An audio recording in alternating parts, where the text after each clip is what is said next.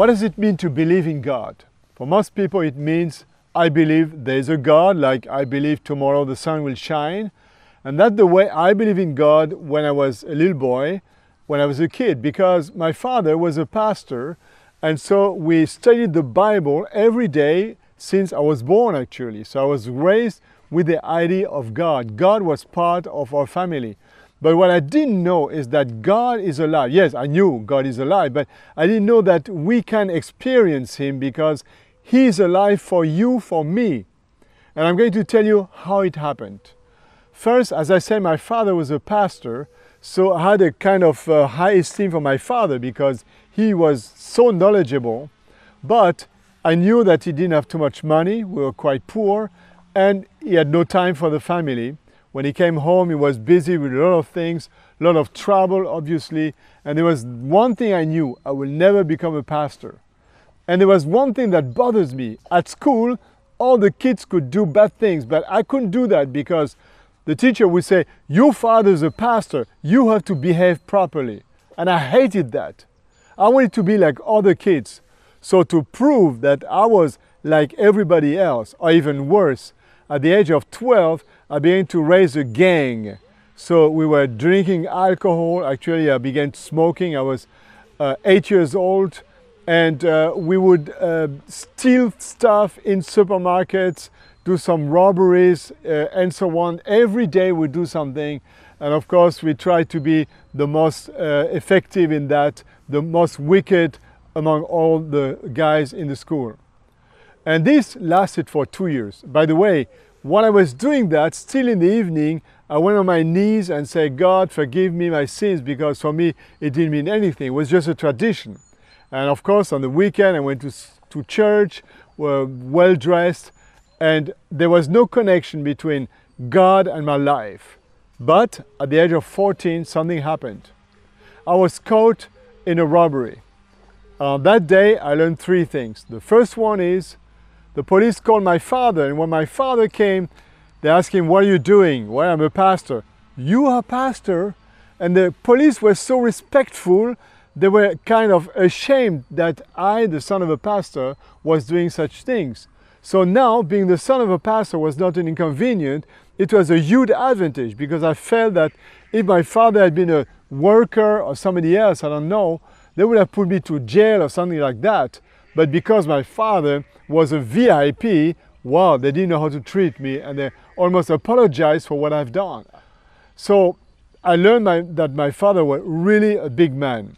The second thing I learned is that the policeman told my father, you pay and your son is free. So I see my father, see after 50 years plus, my father taking his checkbook, writing a check, paying, and I was free.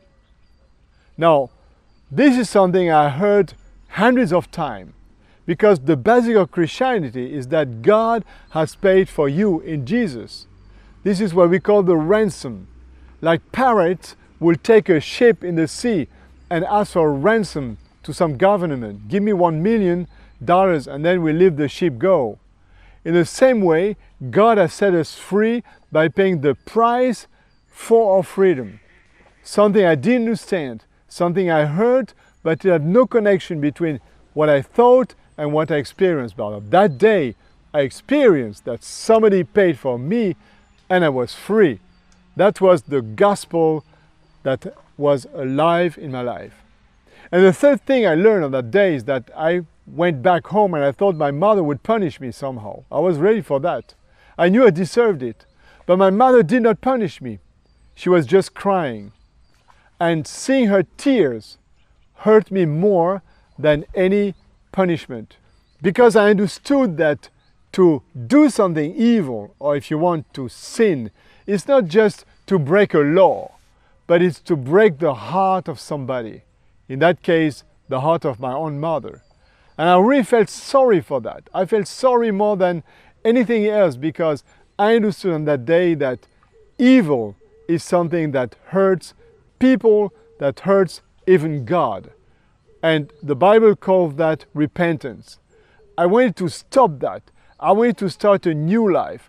I wanted to stop being what I was. But how do we do that?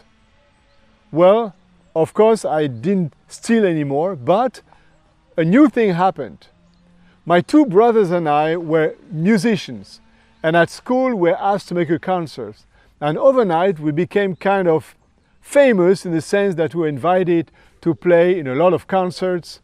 And so during the day we're at school, at home, in the evening we're driving a couple of hundreds of miles, doing a concert, coming back at 3, 4 o'clock in the morning, going to school and so on.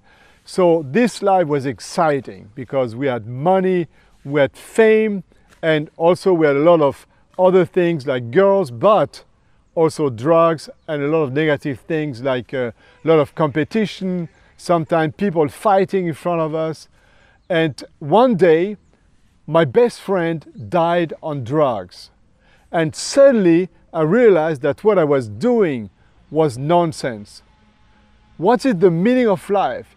Is it just to be on the stage, to make money, to spend it, to have fun? My life had no purpose. Just having fun is not the reason why I'm created. I began to ask questions. Why I am here on that planet? What is the purpose of my life? Do I have a destiny?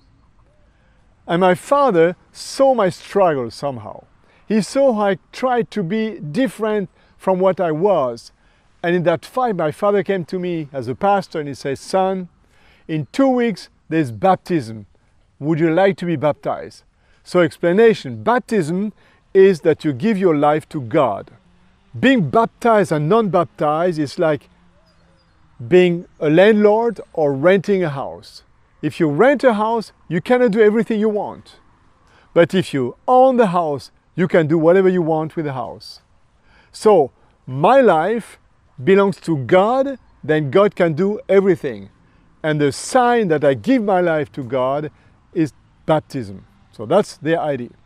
So at that moment I say, God, I want to live for you. I want you to be the ruler of my life. And from that moment on, lots of things happened in my life. 2 weeks later, I had a dream. And in that dream, I, as a French young man, I was 17, I dreamed that I was going to Germany, a country I didn't know, I've never been there. I had learned a little bit of German at school, but that's it. So I told my father, I said, next vacation, I'd like to go to Germany. Now you have to see, I don't have hair, but at that time I had long hair. We were hitchhiking around Europe with my brothers. And so I went to Germany on hitchhiking.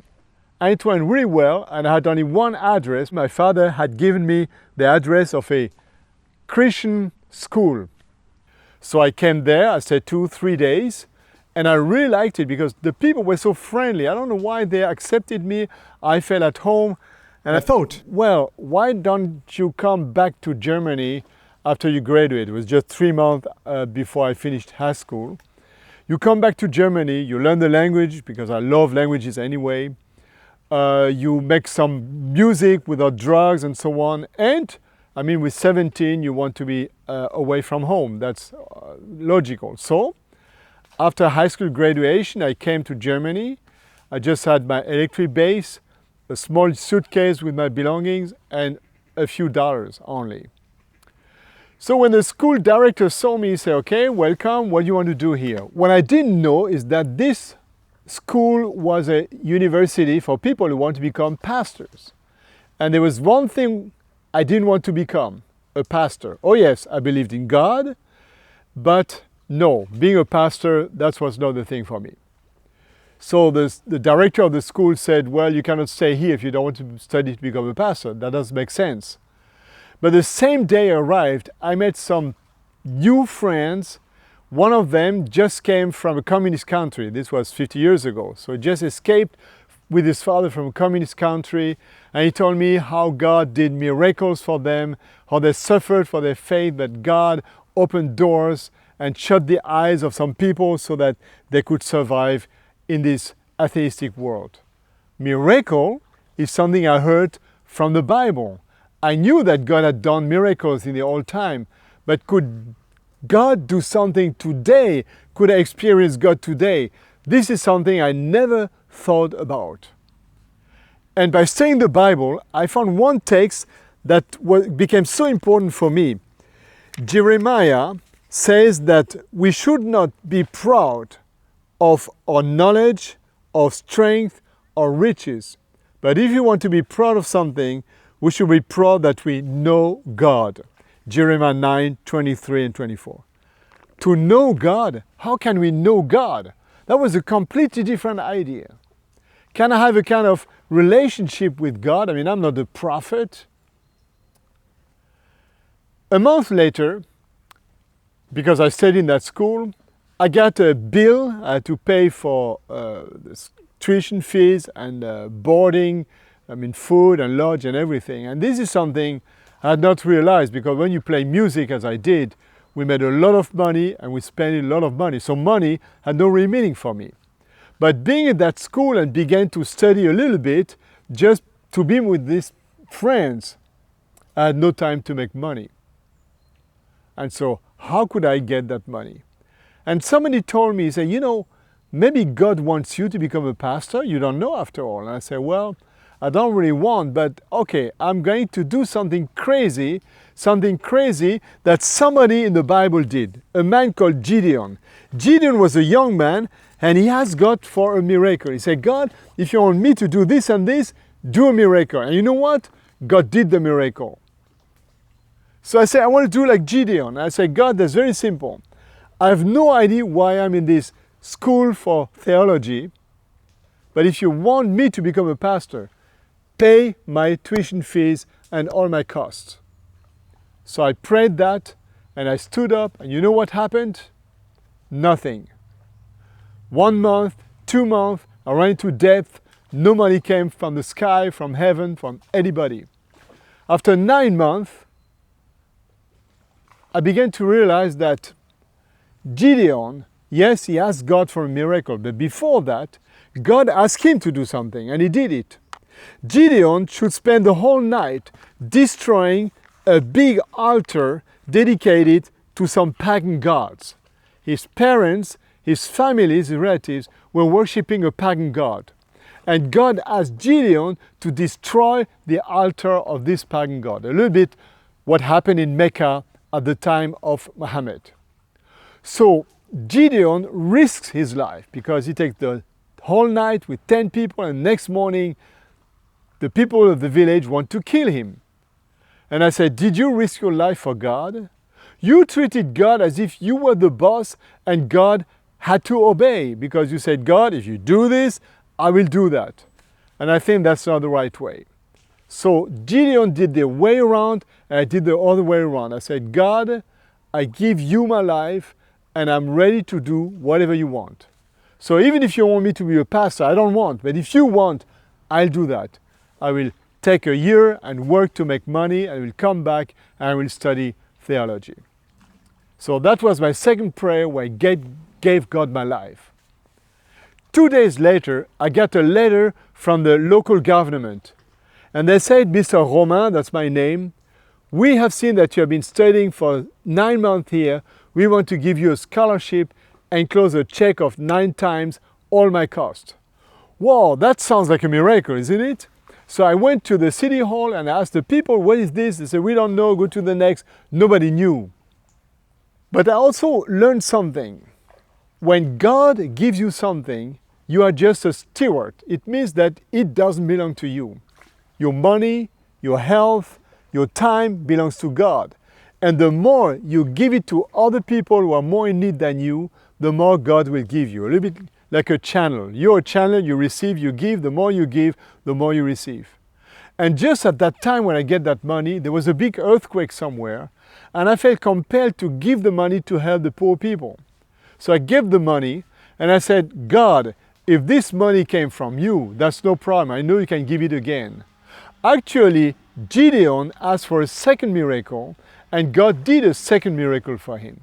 In other words, I wanted to be sure that this money that came to me didn't come per hazard, but it was really God who did miracle. So after I gave the money, what would happen? 2 days later, again, I got another letter from the German government. And this time they say, Mr. Romain, there's a change in your situation. Well, I was afraid. I thought maybe I have to pay back everything. No. the government said, we're not going to give you 100% of your cost, but 150% of your cost. Of course, retroactively. They pay me 1 week back home a month, they pay me pocket money, everything. And this lasts as long as I studied. And then I got a letter from the government and they said, Mr. Romain, we discovered that we made a mistake. You are not going to get any more money, but you don't need to pay anything back. What had happened? At that time, my government, the French government, and the German government were good friends. This was the beginning of the European Union. And the German government made a law that students from other countries of the European Union would get a scholarship to study in Germany. And a few weeks later, they made another law that in order for the people to get that money, the parents would have had to work 3 years in Germany, pay their taxes, and so on. And just between the law and the bylaws, I was on my knees and gave my life to God and was the only one who profited from that law without having paid a cent in tax, me or my parents, to the German government. That was a real miracle, I tell you. God exists. It's not just about believing that God exists. If He exists, if He's alive, He can do something for your life. But the condition is that you give Him your life. You surrender fully your plans, your wishes, your time, your money, your talents. And I tell you what, you are going to experience great things as I did. And that's why I tell you this story, to encourage you to go ahead on your knees and say, God, here I am, do with me what you want. And I'm eager to hear your stories also and to see how God did or is going to do things that are similar to what I experienced.